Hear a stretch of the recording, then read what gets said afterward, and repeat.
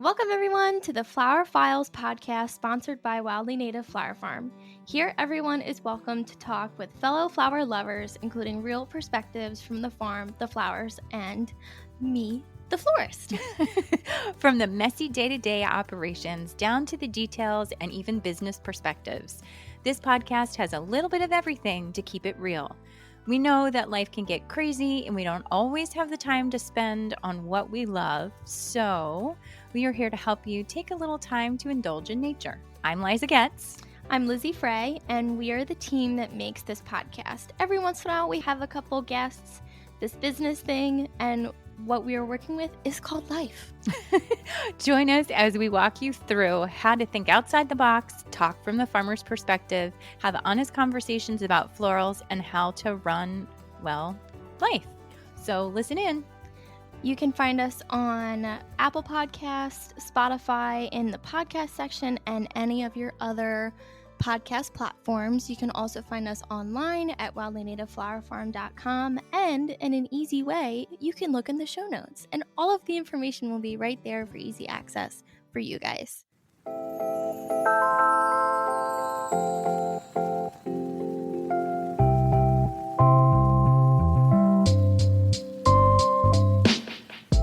Hey there, flower lovers. Welcome back to the Flower Files, where your go-to podcast people join for all things flowers, farming, floral design, and fun. Yeah, Flowers, fun. farming, and fun. Yeah. I'm Liza, and today I have Kenley. Shocker with me, and we're diving into one of my favorite topics, seed starting. So I know when I first started this business, and I would spend hours sitting cross-legged on the sofa at night with trays of seeds in my lap, and I would watch a little TV, and I would plant seeds, and I would stack them and make sure everything was done just right. And then I had to hire Kenley to help me do that. Yeah. And we don't sit on the sofa anymore. No. Too much to sit on the sofa now. Yeah, it's kind of a lot as I sit here and look at the vast amount of trays that are stacked and ready to go into the greenhouse to get started. Yeah, it's not a sit on the sofa kind of job anymore. No, it's at least, most of the time, average seeds that we start per week is in between 20 and 30 trays. And those trays hold how many seeds per cell? 128. Yeah, so it's one seed, sometimes two or three. Yeah, one seed, sometimes 6. All depends on who plants them, but yeah. At Amber. So if you have ever dreamed about growing your own cut flowers and you're trying to find flowers that you can't always get at your local nursery center or something like that, whether it's bouquets, your garden, or even a flower farm, starting from seed is literally a game changer. It can be a little intimidating. A little? Maybe a lot intimidating. But don't worry, by the end of this episode, you're going to know the when, where, how, and some of our secret tips and hints for behind the scenes. And we're going to also call out a couple top things to avoid doing as well. So you don't have the same mistakes that we've made. So yeah, we've made a lot of mistakes. I was waiting for that. I was like, all right, she's going to call that out. So, but why bother starting from seed? Why do we plant from seed? That way we know exactly what color we're getting. We're not depending on somebody else. You can do so much by starting with seed, because sometimes buying plants, you can either buy one or you can buy 100. Right. And if you only want 20, it's difficult. So. And how many times have we been able to increase our varieties because we are planting the seeds and we're controlling exactly what goes into it? Yeah. No, that's a huge difference. Sometimes too, like you buy a mix of seeds, you end up with like 90% of it being pink. Like and just when you really bought it because you wanted it to be yellow. Yeah. No, because like control. Pictures don't always, like pictures on the packets don't always show what exactly it is, because if it's mixed, they probably aren't like caring what goes into it. I mean, they are, but not like, they're not like exactly a 1-to-1-to-1-to-1 ratio. No, it's like, here's a mix. We've mixed it up. Yeah. And it goes psh, psh, psh, psh, Uh-huh. into the different packets. Yep. And it's a mix. It's Yeah. listed as a mix. Yeah, On and purpose. sometimes too, like different colors within, like just snapdragons as example. Sometimes different colors, the seeds are different sizes. So if they do it by weight, you're gonna end up with more of the smaller seeds, which could be yellow. Like it, Right. yeah. Right. So that's why we always buy specific colors of what we're looking to grow. Absolutely. Yeah. I think it's also more cost effective. I mean, a single 100%. seed packet can give you a gazillion plants or a Mhm. dozen of plants Mhm. compared to going to the store and then trying to buy something specific. Yeah. I think that's a large part of it. And I don't know about you, it's super satisfying. Yeah. It's just really satisfying to walk in the greenhouse and be like, "Oh, hello friends." Uh-huh. It was so funny. Her dad walked by the greenhouse the other day and he was like, can we do all of this? And he just kind of looked at me. I was like, yeah. She literally touches 99.9% of every single seed that is planted here on the farm. Yeah, it's so funny because people don't realize that literally almost 90% of what we grow we start from seed. Yeah.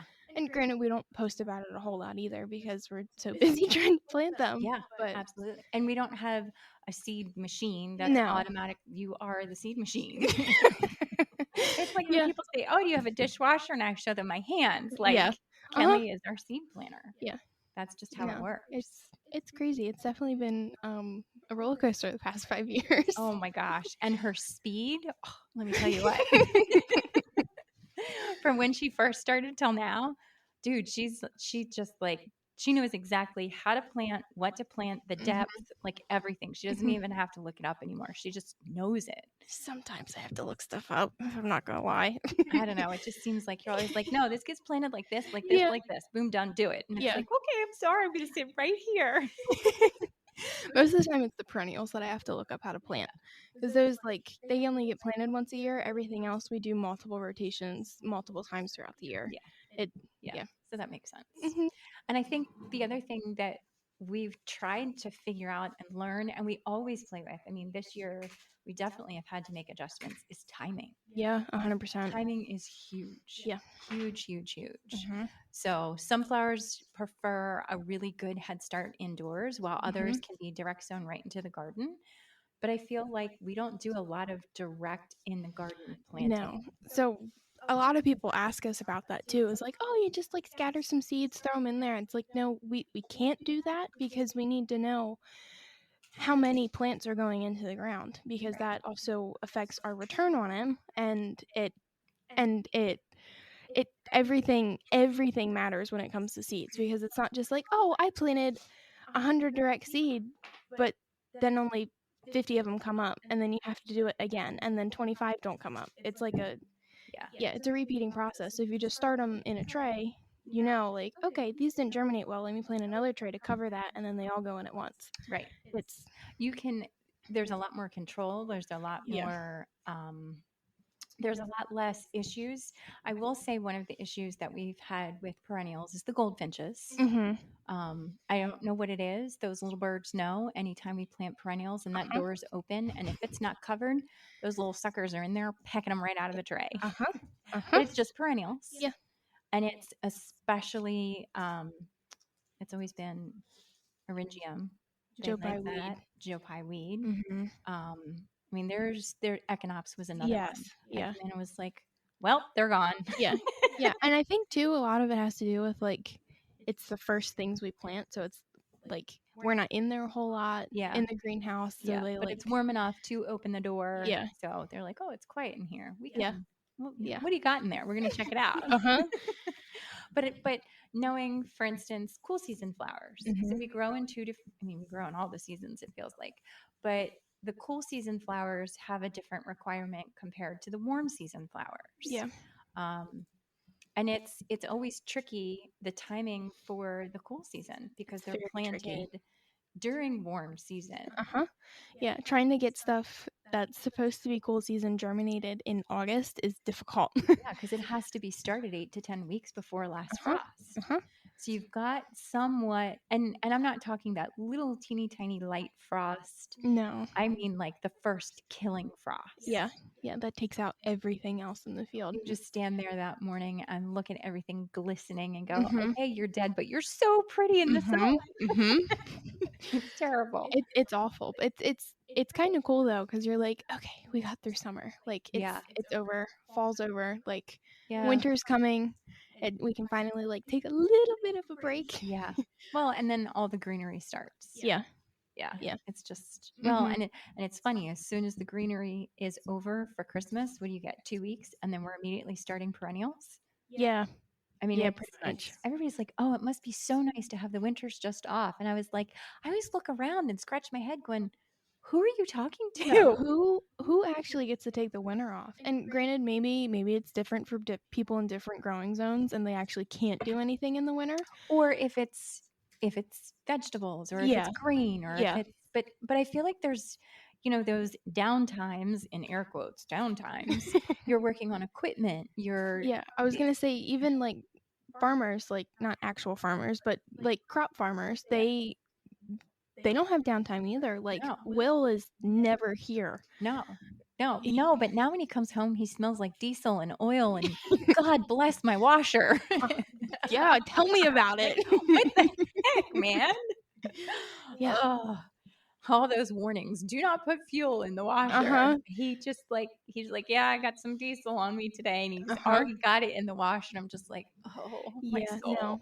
Best trick I found for that is baking soda, Dawn dish soap, and a little bit of white vinegar. Helps with the smell, helps try and get the oils out. Interesting. Yeah, and Interesting. hot water. Hot water. Mhm. Got to do something, because I'm like, I don't want to put a chemical in to try to get No. the chemical out. No.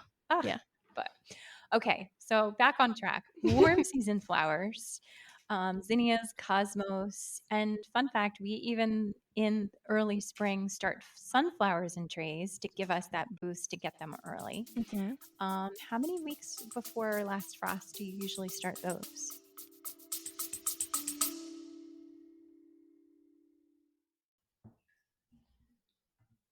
Hey guys, Lizzie here. I bet you didn't know this about me, but I am gluten free, and one of the things that I struggle with is going to the grocery store and finding the foods that fit my dietary needs. What I have been doing for the past couple of months is ordering from Hungry Root. Now, Hungry Root is an online company where you can order groceries off of their website. It's full of produce, crackers, cookies, to muffins, to meats, and all the different types of snacks and things like that. They have made my life so much easier in the process of finding foods that fit my dietary needs. There are filters that you can adjust, such as non GMO, dairy free, gluten free, paleo, different preferences, and things like that. So, what they have done for us, because they're such a generous company, the Hungry Root team has given us a 40% off discount code on your first box. So, if you use the code FLOWER40, and that's capital FLOWER 40 at checkout, you will get 40% off your first box. I'm so excited to team up with these guys. They've made such an impact on my life in the morning and to my day to day life. And I hope you experience the exact same thing that I do. All of the information will be linked down below, including the link to where it should already be pre applied to your cart when you hit the link and go to their website. And I will also add the code at the bottom for easy access in our show notes. I hope you guys have a wonderful day and enjoy your first box through Hungry Root.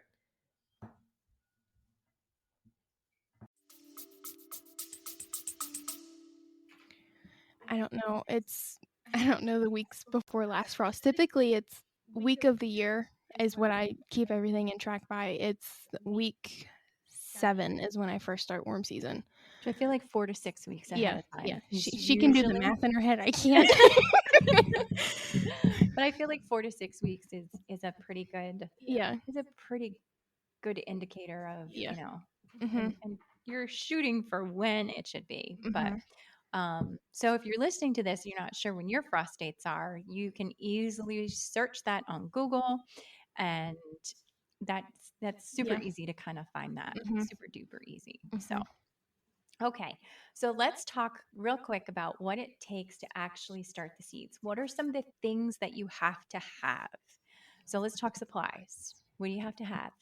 Trays. Okay. soil, Okay. water, and the seeds. And light. Yeah, and light. Yep, all depends on the seed though. Yes, well, yes, you do need light. All depends on how they want to be germinated is how much light. This is true. Yeah. This is very, very true. So, Yeah. so talk to me about your trays. What kind of trays do you like the best?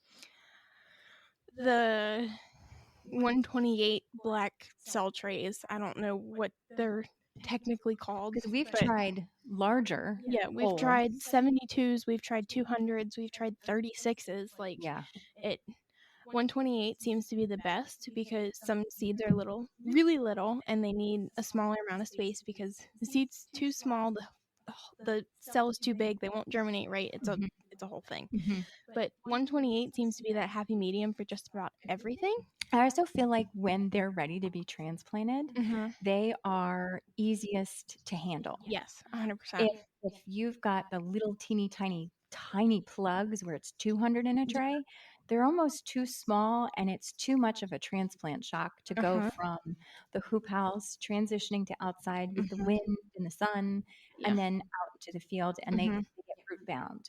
Where I feel like if we go up a size, I feel like those guys are almost too big to fit in what we transplant into. So I feel like this is a happy, like it's a happy size, happy medium.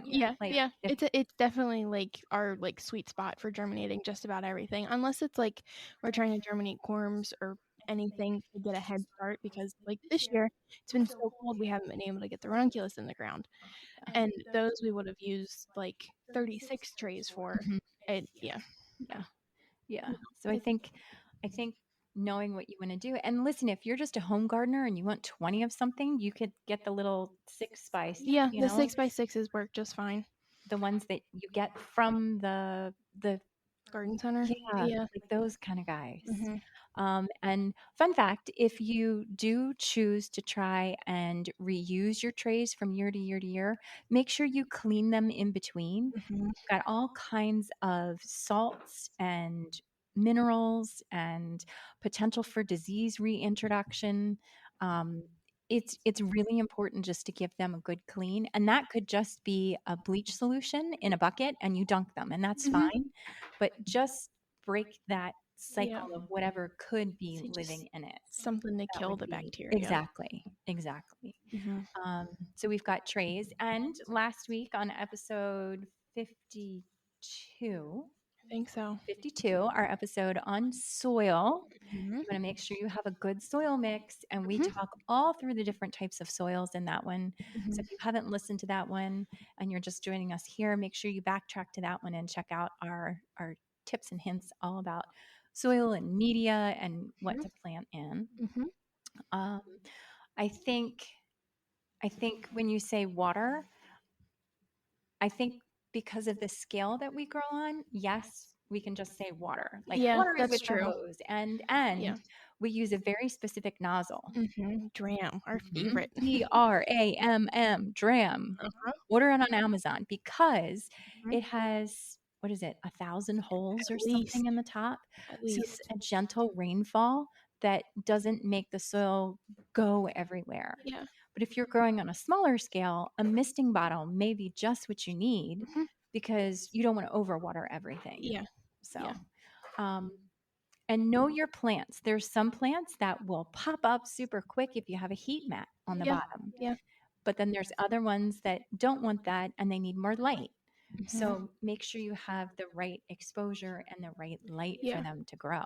And always do, just kind of what she said, like always know what your plants need, but do your research because not everything gets germinated the same. A zinnia compared to celosia are totally different on trying to germinate them. 100%. And most of the time it should say on the back of the packet how to germinate them, but Google just my term to search up if I can't remember how to plant something is how to plant just celosia indoors, because then it shows you it's not just like throw them in the ground 4 to 6 weeks before your last frost. It shows you like the depth, the like when, everything. It's more specific because your question was specific. I run into that all the time because I'm breezing past something and going, how to blah, blah, blah. Mm-hmm. And then I'm like, oh, I wasn't specific. I Yeah. did not ask my question clearly. Mm-hmm. So that's a really good point. Mm-hmm. Really, really good point. Okay. So now for the fun part, actually planting your seeds. So can you give me a step-by-step breakdown of what you do, Kenley? Okay. We have a cow water trough filled with soil. Granted, you can use whatever type of bin you want. We only have that large of a container for our soil because we use so much of it. But have a bin, put your soil in there, wet it a little bit if it needs it. You don't want it to be. You don't want to like squeeze it and have it be sopping. You want it. Yeah, you want it damp to where it'll stay in like the form of your hand. After you like let go, it'll like hold itself together, but you also don't want it to be so dry that like it goes. Yeah, you can't blow it. You can blow it away. Yeah. So wet your soil, mix it up, break it down to make sure there's not huge clumps in it, and then if you're starting them in trays, obviously you'll be starting them in trays most of the time. In your container. Yeah, container. There we go. Fill your container. Tap it down, push the soil in a little bit to make sure there's no air pockets underneath to have holes to where you water it, and then the soil sinks and you're like, where did it all go? So we used a little tiny piece of wood and tap out all the trays. And we can always tell when Kenley is planting seeds.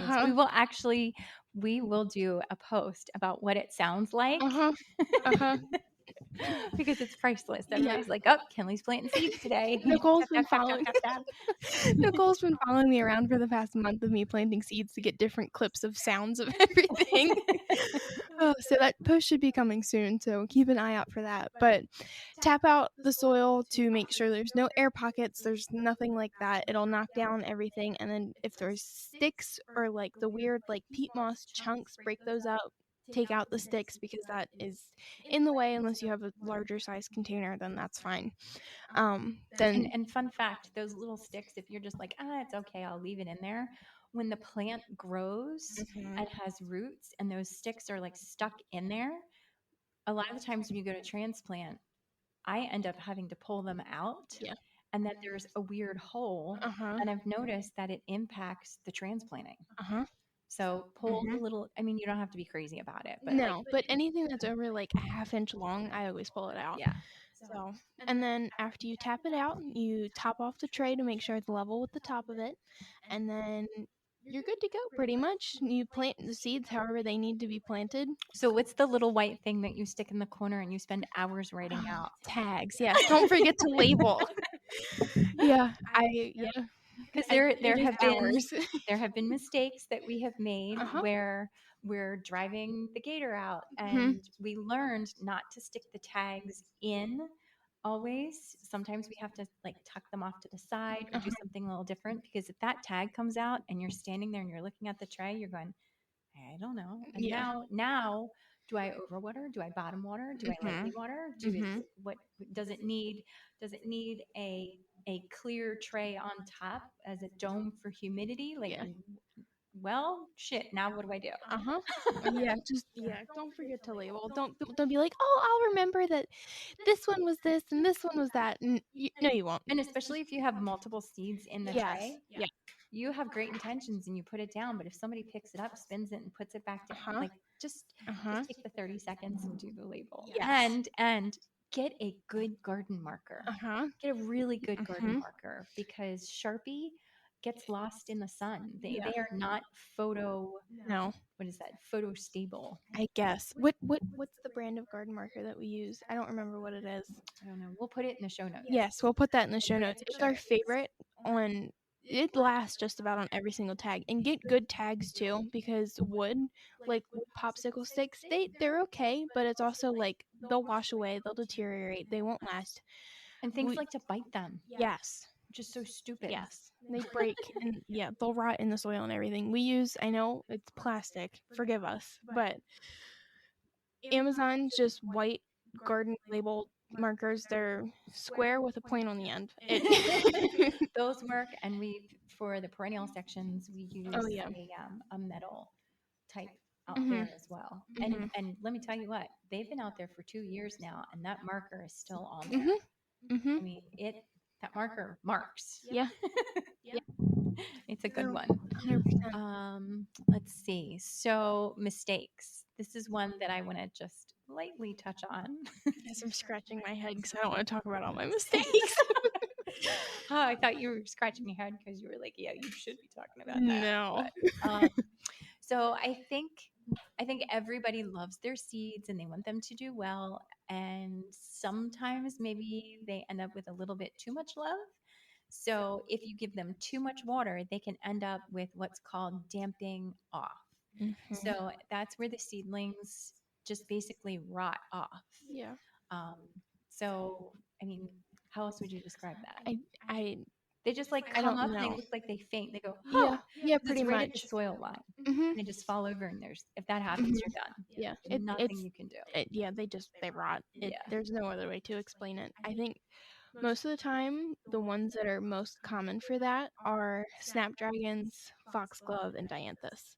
And they're Granted, really, really fine, yes, fine. yes, they're little Yeah. seeds. So it's Yes. really important to monitor your soil Mhm. level and touch your soil. Yeah. Don't just look at it Yeah. and be like, "Oh, no, it's dry." It could just be that top layer. Yeah. Touch it and make sure that there's moisture. Mhm.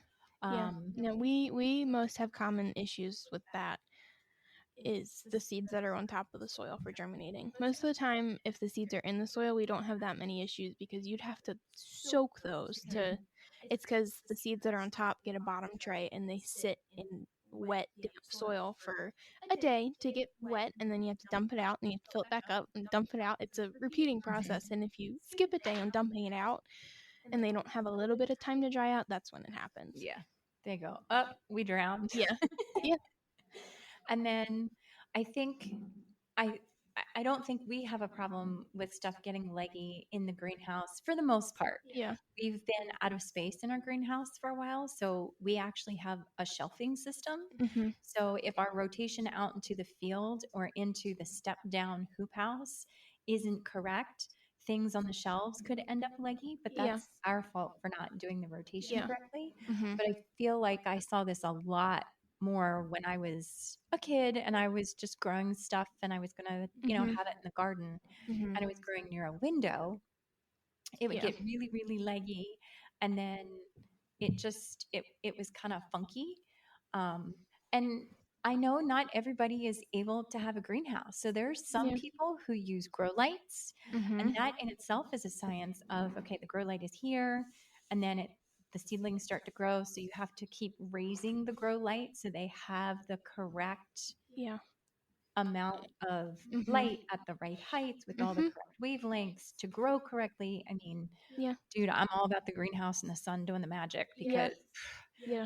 No, 100%. I've seen a lot of people too raised beds that they put a layer of plastic on top of, Mhm. that they use that as a mini greenhouse, which works perfectly fine. Yeah. If you have the right growing conditions, if you're somewhere where it's freezing cold and in the teens and negatives all the time, I wouldn't recommend that over the winter. Because the stems will just split. Yeah. That'll be it. Yeah. That'll be it. But yeah, no, if you can do it, for sure. Yeah. And the other thing that I think people don't understand is if they germinate inside and then they want to take the plants outside to, oh, I've got to harden them off, or, oh, they look really great. Well, if they've been growing inside and they're just a tiny little bit leggy, and then you take them out and put them in direct light, that will fry them. Yeah. It'll just 100%. cook them to Mhm. nothing. And then you're like, well, what happened? I thought my plants liked the light. Mhm. You're like, well, I did all this stuff and I got them to germinate and then they died anyway. So Yeah. there's so many little tricks and hints and things like that. Mhm. And planting them too early. We've Yeah. had some issues Mhm. where there's been times that we've planted things, and just because other things are either more important or have to get in the ground, Yeah. or we just don't have I feel like it's more perennials. Yeah. But maybe we don't have the infrastructure perfect and they're ready to plant, and we're like, we'll do that next week, and then something else happens and we'll do that next week, and they're fine in their trays. Mhm. And then we go to transplant them and they're completely root bound, and we're Yeah. like, Yeah. And then like maybe uh, 10% of them make it. yeah. Yeah. Whoops. No. Sorry. Don't procrastinate when it comes to gardening. Yeah. No, which is, I mean, Mhm. Mother Nature will give you a little bit of leeway, but there's Yeah. also definitely times where it's like, nope, Yeah. nope, nope, nope.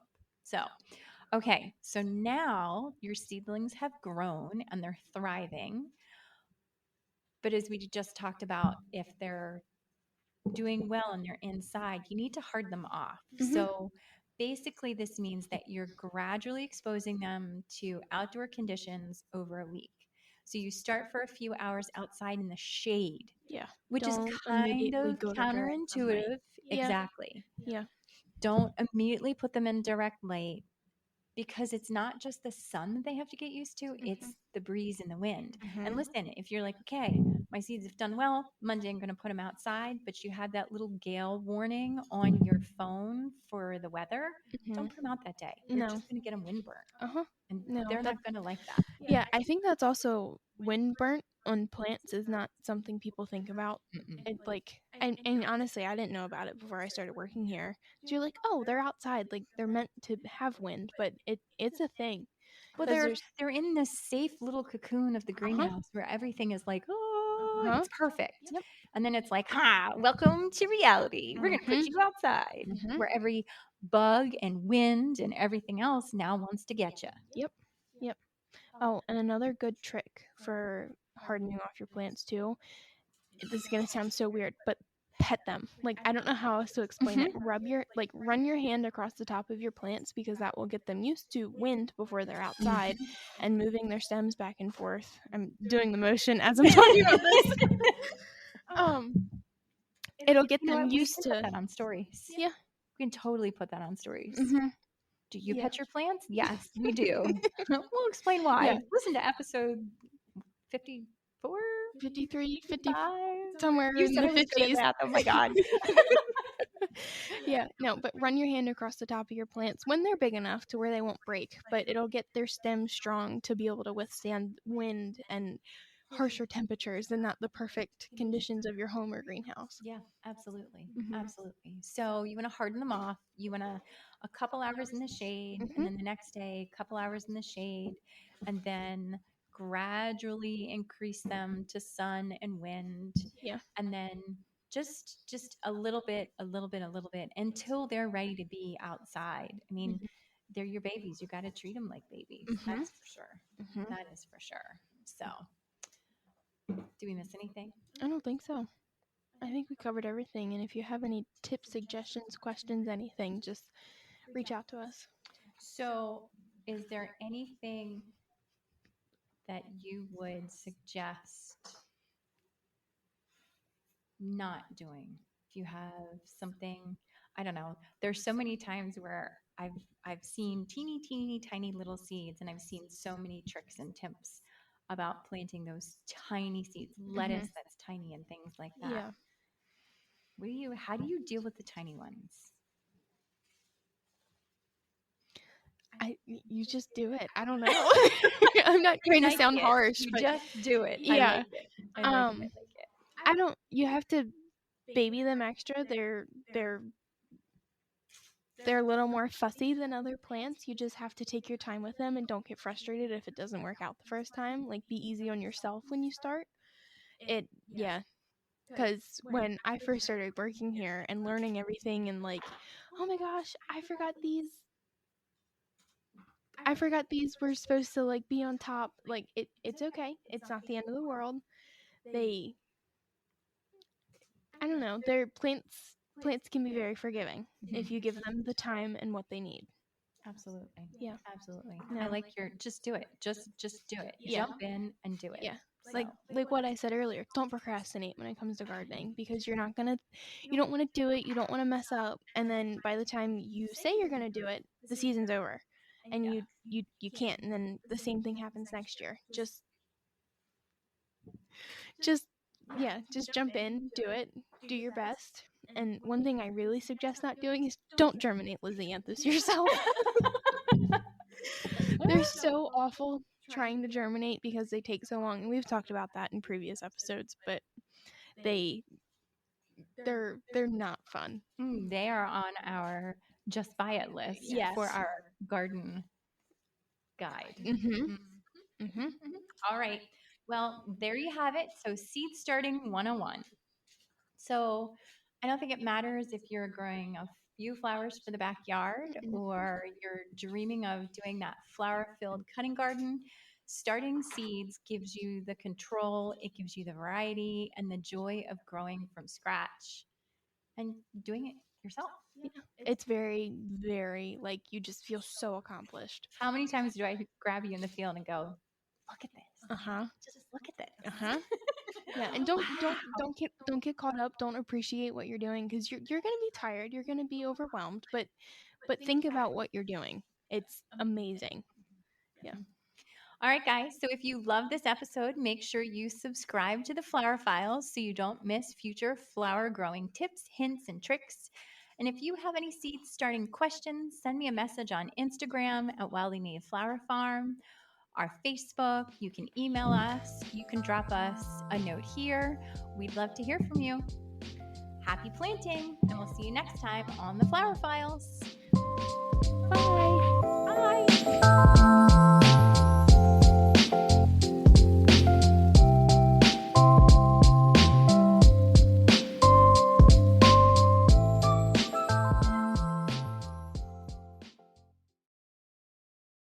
Hey guys, just dropping a line to tell you about Patreon.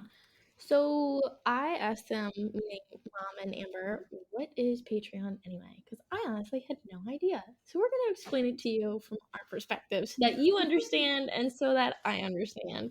Because the first time I saw it, I was like, Patron? We're drinking tequila? Great. So Patreon is for less than a cup of coffee, those fancy coffees that y'all like, a day, you can sign up to become one of our members. A little family. Exactly. And what does that get us? It gets us some freebies, some special episodes that other people do not get access to. You can interact with us on a special platform where we can ask you questions and interact with you. It's tons of fun. Mm-hmm. And even on those special episodes, we might be less censored than we are already. And we're going to have a couple fun ones that we can just kind of throw in there and talk about and laugh and go on tangents and have fun. So I hope that you all enjoy it, because we're going to have fun along the way. We're crazy excited. Thanks, guys. Yeah. Back to the episode now. Bye. Gracias.